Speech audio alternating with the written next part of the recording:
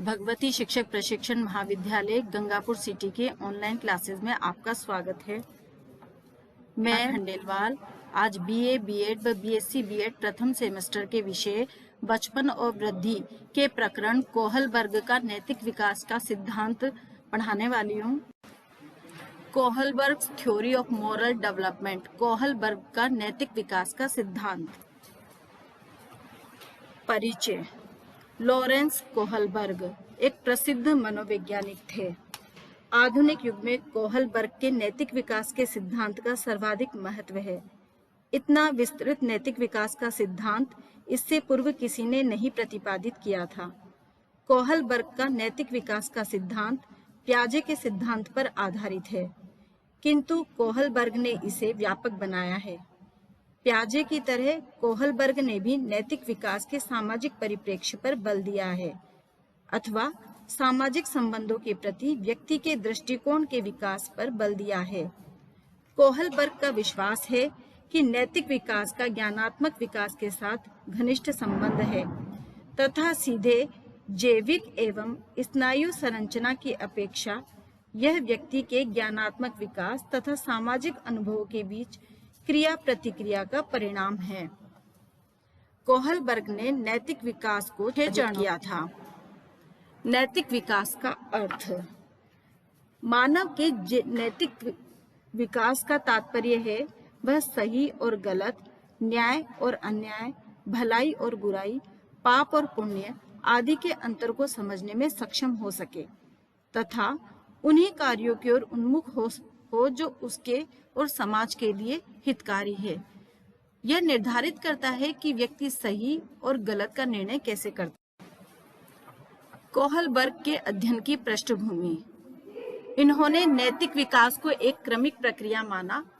उनका अध्ययन 72 लड़कों पर आधारित था। नैतिक विकास के 3 स्तर और 6 चरण बताए गए हैं। प्री कन्वेंशनल लेवल, जिसे बोलते हैं पूर्व परंपरागत अवस्था। दूसरी कन्वेंशनल लेवल, परंपरागत स्तर। तीसरी पोस्ट कन्वेंशनल लेवल, उत्तर परंपरागत अवस्था।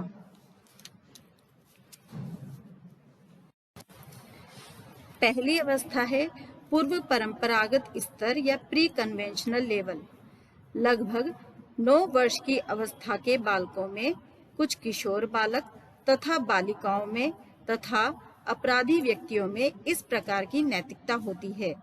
इस अवस्था में बालक सांस्कृतिक नियमों के प्रति अनुक्रिया तो करते हैं, किंतु उनके व्यवहार सुखद या दुखद अनुभवों या परिणामों से संचालित होते हैं।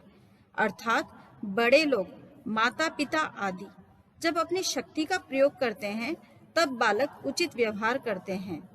इस स्तर के अंतर्गत निम्नलिखित 2 अवस्थाएं आती है। पहली अवस्था है आज्ञा पालन और दंड की अवस्था, जिसे परतंत्रात्मक नैतिकता या पूर्व नैतिक अवस्था भी कहा जाता है। इस प्रारंभिक अवस्था में बालक आज्ञाकारिता तथा दंड के भय से उचित आचरण के प्रति उन्मुख होते हैं। परिणाम के फलीभूत एवं कठिनाइयों से बचने के लिए अपेक्षित व्यवहार करते हैं। उनकी कर्तव्य परायणता भी परिणाम पर आधारित होती है। अभी उन्हें समाज के नियम तथा कानून को समझना है तथा उसके अनुकूल आचरण करना है।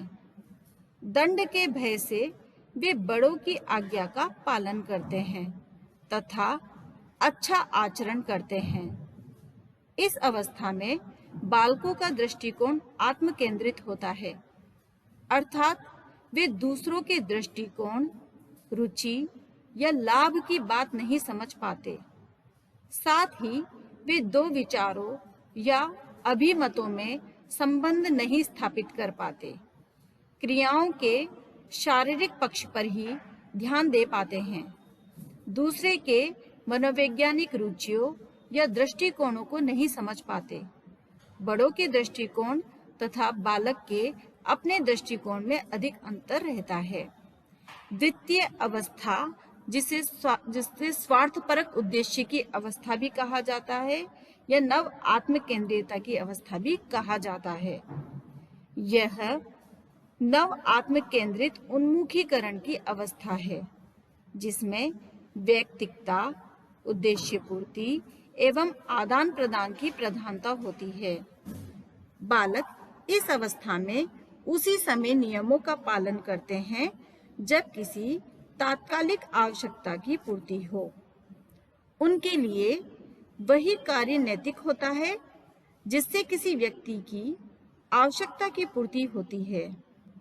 वे अपनी आवश्यकताओं की पूर्ति के लिए काम करते हैं तथा दूसरों से इसी प्रकार की अपेक्षा करते हैं।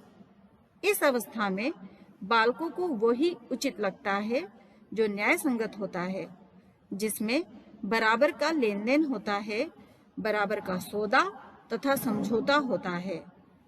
उनका दृष्टिकोण शुद्ध वैयक्तिक होता है तथा प्रत्येक अपने लाभ की बातें सोचता है। मूल्यों का निर्धारण संबंधित व्यक्ति के परिप्रेक्ष्य में होता है।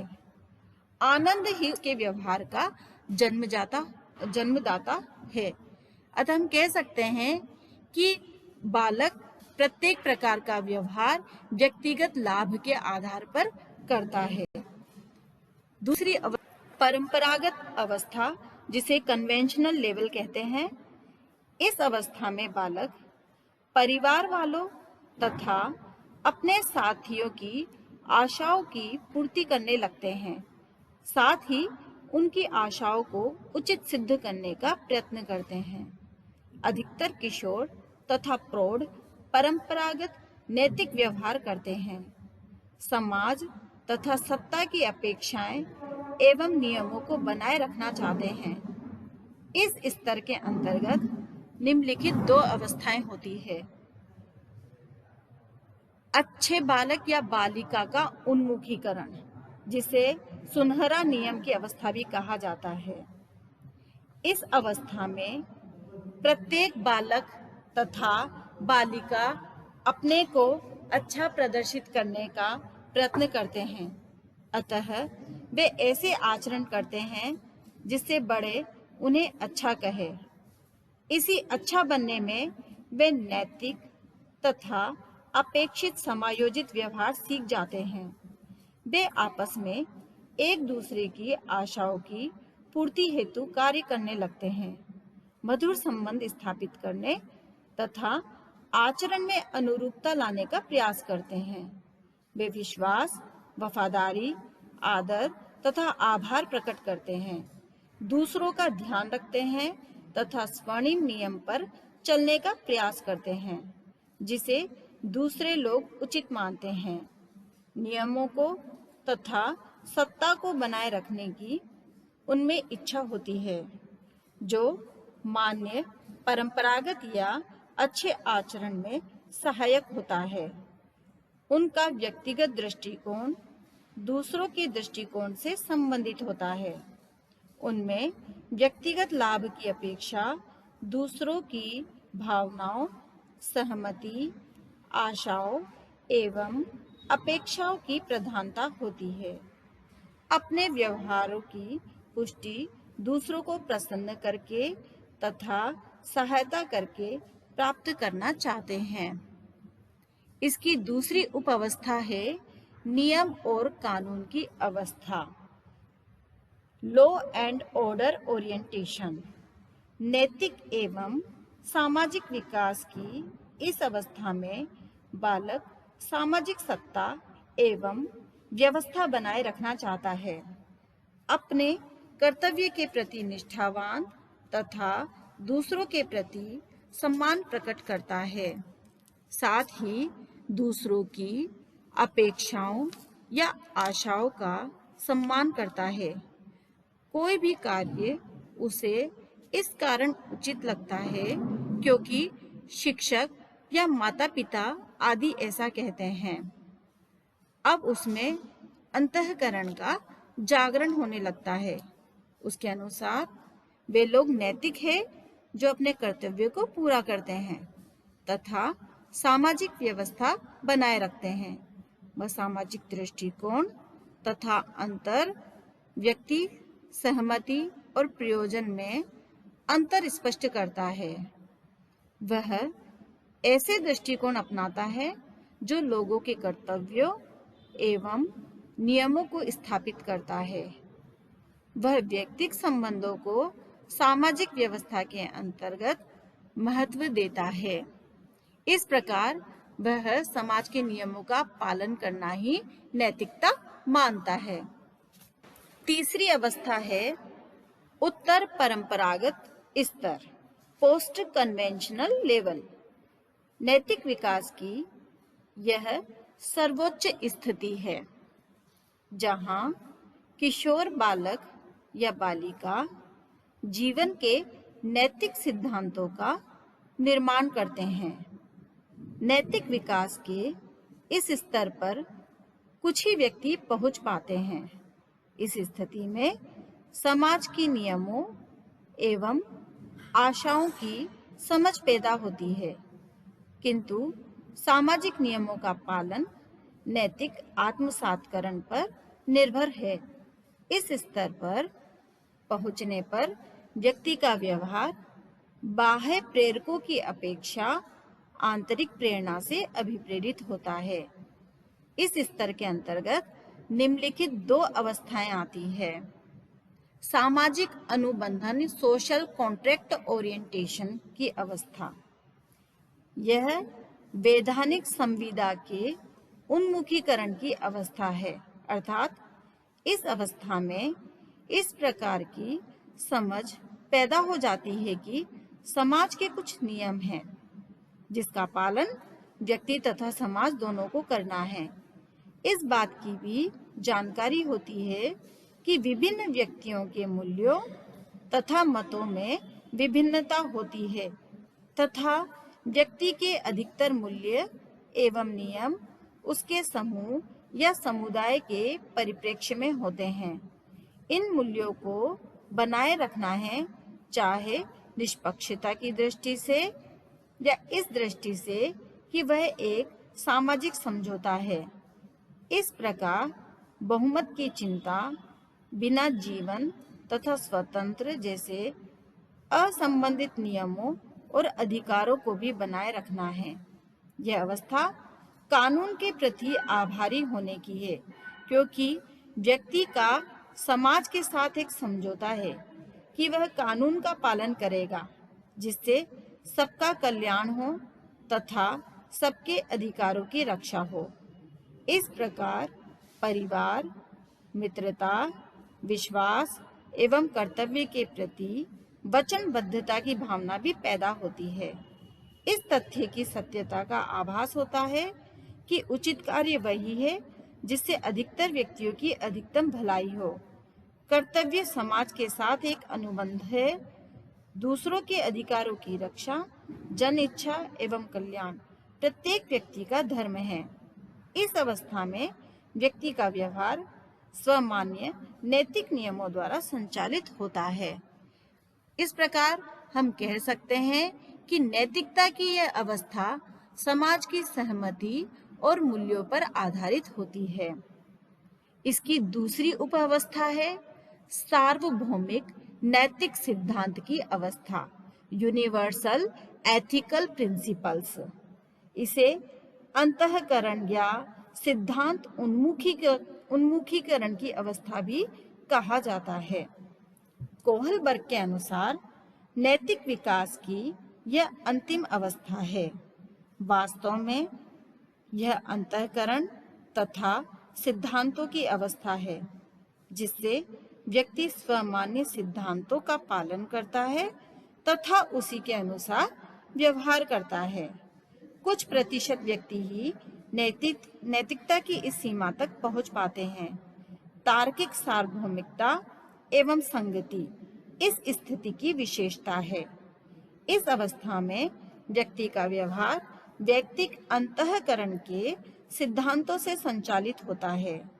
सबके प्रति न्याय, समानता, मानवाधिकार तथा प्रत्येक व्यक्ति की प्रतिष्ठा की रक्षा इस अवस्था में विशेष महत्व रखते हैं, जहाँ शाश्वत नियमों के प्रति आस्था होती है। कोहलबर्ग के सिद्धांत की विशेषताएं। यह सिद्धांत नैतिक विकास को चरणबद्ध तरीके से समझाता है। जैसे इसमें नैतिक विकास को 3 अवस्थाओं में विभाजित करके प्रत्येक अवस्था की 2 उप अवस्थाएं बताई है और एक चरणबद्ध तरीके से इस सिद्धांत को समझाया गया है। नैतिक विकास व्यक्ति के संज्ञानात्मक विकास पर निर्भर करता है। व्यक्ति एक चरण से अगले चरण में क्रमशः आगे बढ़ता चला जाता है। शिक्षा में नैतिक विकास सिद्धांत का क्या महत्व है? कोहलबर्ग के अनुसार नैतिक विकास की 6 अवस्थाओं में से व्यक्ति विशेष या संस्कृति विशेष किसी एक अवस्था तक पहुंचकर उसी पर स्थिर हो जाता है। कुछ संस्कृतियों में लोग प्रारंभ की अवस्थाओं को पार करके 6ठी अवस्था तक पहुंच जाते हैं, जो सर्वोत्तम अवस्था के अनुकूल कार्य करते हैं, जबकि दूसरी संस्कृति में लोग द्वितीय या तृतीय अवस्था तक ही पहुंच पाते हैं, जो उनके लिए सर्वोच्च अवस्था बनकर रह जाती है। अतः नैतिक क्षमता शिक्षा योग्य है। नैतिक स्वातंत्र्य एक खुले एवं परिवर्तनशील समाज का उचित विकास है। अतः शैक्षिक उद्देश्यों में छात्रों को ऐसे अवसर प्रदान करने चाहिए जिससे इस प्रकार के विकास को सर्वाधिक अवसर मिल सके। किशोरावस्था में नैतिक शिक्षा के अभाव में संभव है कि किशोर विकास की अपरिपक्व अवस्था में रुक जाए। नैतिक परिपक्वता स्वकेंद्रित से सामाजिक मान्यता की अवस्था तथा नैतिक स्वातंत्र्य की ओर विकास है। इसलिए व्यक्तिगत प्रयत्न एवं सामाजिक सहयोग दोनों की आवश्यकता है। छात्रों के नैतिक विकास के लिए कई कौशलों का विकास शिक्षा द्वारा किया जा सकता है, जैसे दूसरों के साथ तादात्म्य स्थापित करने की क्षमता उत्पन्न करके, अपने एवं दूसरों की भावनाओं के प्रति अंतर्दृष्टि विकसित करके, प्रासंगिक ज्ञान में आधिपत्य स्थापित करके, दूसरों के साथ संबंध होकर व्यवहार संचालन के लिए नियम एवं सिद्धांतों के निरूपण की क्षमता उत्पन्न करके, व्यक्तिगत जीवन को संचालित करने हेतु नियम एवं सिद्धांतों के निरूपण की क्षमता उत्पन्न करके, निरूपित नियमों एवं सिद्धांतों के अनुसार जीवन निर्वाह करके। कोहलबर्ग के अनुसार अध्यापक छात्रों के नैतिक मूल्यों की शिक्षा के प्रति अधिक कर्मठ रहे। अध्यापक को चाहिए कि वे वर्तमान नैतिक स्तर से आगे बढ़कर छात्रों को उच्च नैतिक चिंतन के प्रति उन्मुख करे। कोहलबर्ग के अनुसार अध्यापकों को छात्रों के नैतिक विकास के लिए समुचित विधियों का प्रयोग करना चाहिए। छात्रों के वर्तमान नैतिक स्तर की तुलना में उच्च नैतिक स्तर का प्रदर्शन छात्रों की अभिवृद्धि को प्रेरित करता है, किंतु निम्न स्तर का प्रदर्शन उन्हें पतन की ओर ले जाता है। जिनमें विरोधाभास हो, ऐसे मूल्यों का स्पष्टीकरण अवश्य करना चाहिए। इसके अलावा नैतिक विकास के सिद्धांत का महत्व हम निम्नलिखित बिंदुओं के माध्यम से भी समझ सकते हैं। पहला है उच्च आदर्शों का प्रस्तुतिकरण। अध्यापकों को चाहिए कि वह छात्रों के समक्ष महान पुरुषों के उदाहरण प्रस्तुत करें, जिससे बच्चों में नैतिक बल का समावेश हो सके। नैतिक विज्ञान का अध्ययन। नैतिक विज्ञान के अध्ययन से बच्चे नैतिक मूल्यों जैसे सच्चाई है, ईमानदारी है, कर्तव्यनिष्ठता, परोपकार आदि को सीखने तथा व्यवहारिक जीवन में इनको अपनाने में सक्षम हो सकते हैं। अध्यापकों तथा अभिभावकों द्वारा जी उदाहरण प्रस्तुत करके बच्चे अनुकरण के माध्यम से सीखते हैं। इसलिए अध्यापकों तथा अभिभावकों को चाहिए कि वे उनके सामने स्वयं उच्च आदर्शों का प्रस्तुतिकरण करने का प्रयास करें, स्वयं को अच्छा बनाने का प्रयास करें। अच्छी आदतों का विकास। नैतिक विकास में आदतें महत्वपूर्ण योगदान देती है। अतः अध्यापकों तथा अभिभावकों को चाहिए कि वे बच्चों को अच्छी आदतों से अवगत कराएं। उचित स्थायी भावों का विकास करके चरित्र को उत्तम बनाने के लिए आवश्यक है कि बच्चे में देशभक्ति, सामाजिकता, आत्मसम्मान तथा आत्मगौरव जैसे स्थायी भावों को विकसित किया जाए, जिससे वे अच्छे नागरिक बन सके। इच्छा शक्ति का प्रशिक्षण या प्रदर्शन करके बालकों की इच्छा शक्ति को अधिक सुदृढ़ तथा प्रबल बनाने का प्रयास माता पिता को करना चाहिए, जिससे वे अच्छी आदतों को ग्रहण कर सके और अपने जीवन को उन्नत। निष्कर्ष रूप में हम कह सकते हैं कि कोहलबर्ग का नैतिक विकास सिद्धांत व्यक्ति की नैतिक सोच के विकास को स्पष्ट करता है। यह समाज और शिक्षा में नैतिक मूल्यों को समझने में सहायक। आज की इस कक्षा में हमने कोहलबर्ग के नैतिक विकास को अच्छी तरह से समझने का प्रयास किया है। मैं आशा करती हूँ कि आपको ये कक्षा बहुत अच्छे से समझ में आई होगी। इसी के साथ मैं इस कक्षा को समाप्त करती हूँ। धन्यवाद।